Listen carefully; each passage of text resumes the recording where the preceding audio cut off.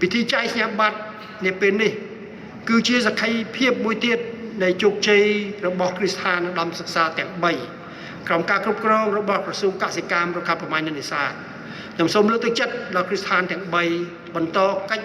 ខិតខំប្រឹងប្រែងបន្តទៀតនិងសូមផ្ដល់អនុសាសន៍មួយចំនួនដូចខាងក្រោមទី1បន្តជំរុញលើកកម្ពស់គុណភាពការសិក្សាដោយប្រើប្រាស់កម្មវិធីសិក្សាឆ្ពោះទៅកាន់ការធ្វើកសិកម្មទំនើប Digital និងការប្រើប្រាស់បច្ចេកវិទ្យាបញ្ញាសិប្បនិម្មិត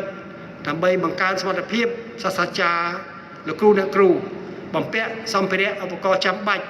និងទាញយកសក្តានុពលឲ្យអស់លទ្ធភាពពីគម្រោងកែលម្អដំសិក្សាការកែលម្អដំការអប់រំដំសិក្សាទី2ដែលរដ្ឋាភិបាលបានចូលរួមថវិកាវិនិយោគលើការកែលម្អការអប់រំឧត្តមសិក្សានៅកម្ពុជាដើម្បីបណ្ដុះបណ្ដាលនិស្សិតឲ្យស្របទៅតាមតម្រូវការទីផ្សារការងារ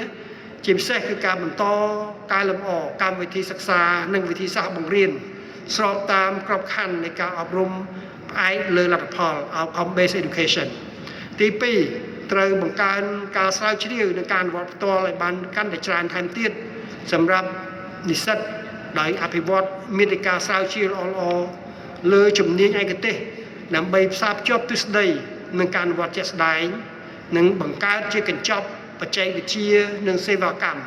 ដើម្បីជួយគ្រប់គ្រងនិងផ្ដល់ដំណោះស្រាយដល់កសិករនិងវិស័យឯកជននៅក្នុងខ្សែច្រវាក់ផលិតកម្មចាប់តាំងពីការដាំដុះរហូតដល់ការកែច្នៃជាផលិតផលសម្រាប់ការផ្គត់ផ្គង់តម្រូវការក្នុងស្រុកនិងការនាំចេញទន្ទឹមនឹងនោះត្រូវបន្តពង្រឹងកិច្ចសហប្រតិបត្តិការជាមួយក្រុមស្ថាប័នពាក់ព័ន្ធ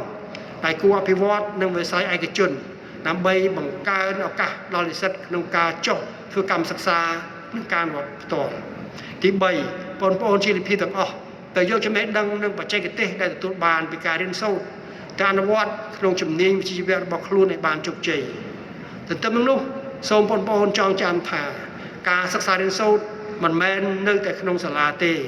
ឬចប់ត្រឹមតែពេលទទួលសញ្ញាបត្រការសិក្សារៀនសូត្រគឺគ្មានដែនកំណត់ឬទីបញ្ចប់ឡើយដូច្នេះជីវិតការងាររបស់បងប្អូនត្រូវតែបន្តរៀនសូត្រដើម្បីទទួលបាននូវបទពិសោធន៍អភិវឌ្ឍសមត្ថភាពថែមទៀតក្នុងគោលដៅលើកកម្ពស់ប្រសិទ្ធភាពការងារនិងប្រាក់ចំណូលក្លាយជាពលរដ្ឋដ៏សកម្មក្នុងការចូលរួមចំណែកជំរុញនឹងការអភិវឌ្ឍមាតុភូមិកម្ពុជា